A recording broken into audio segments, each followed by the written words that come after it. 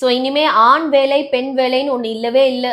Plus இப்ப எல்லாமே digital மயமானதால் ஆண்கள் மட்டுமே செய்து கொண்டிருந்த உடல் உழைப்பு அதிகம் கொடுக்கக்கூடிய வேலைகள் குறைவு. ஸோ உட்கார்ந்த இடத்துல இருந்தே கம்ப்யூட்டர் முன்னாடி செய்யக்கூடிய வேலையை ஆண்களை விட பெண்கள் மிகச் சிறப்பாகவும் பொறுப்பாகவும் செய்கிறாங்க. ஸோ பெண்களுக்கான வேலை வாய்ப்பு பொருளாதார வளர்ச்சி நாளுக்கு நாள் அதிகரிச்சுக்கிட்டு தான் இருக்கு. ஸோ இதுல மாற வேண்டியதுன்னு பார்த்தா மணமகன் வீட்டாரோ மணமகள் வீட்டாரோ கிடையாது, நம்ம எல்லாரும் தான். பிகாஸ் பையனுக்கு கல்யாணம் பண்ணும்போது மணமகன் வீட்டாரா இருக்கிறவங்க பொண்ணுக்கு கல்யாணம் பண்ணும்போது பொண்ணு வீடா இருக்காங்க. இன்னைக்கு சின்ன பிள்ளைகளாக இருப்பவர்கள் நாளைக்கு மணமகன் மணமகள் தானே. சோ இது தனிப்பட்ட நபரின் பிரச்சனை கிடையாது, இது ஒரு சமூக பிரச்சனை.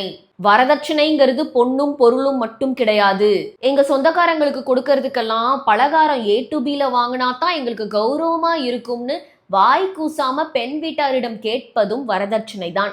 ஆசைப்பட்டு ஒரு விஷயத்த செய்யறதுக்கும் டிமாண்ட் பண்றதுக்கும் நிறைய வித்தியாசம் இருக்கு. சோ தவறுல ஆண் தவறு பெண் தவறுன்னு ஒண்ணு இல்லவே இல்லை.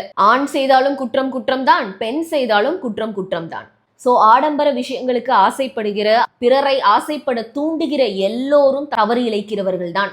அதுல middle class upper middle class என்ற பாகுபாடே கிடையாது. 50,000 வச்சிருக்கிறவனுக்கு 5 லட்சம் ஆடம்பரம், 50 லட்சம் வச்சிருக்கிறவனுக்கு 50 கோடி ஆடம்பரம் தான்.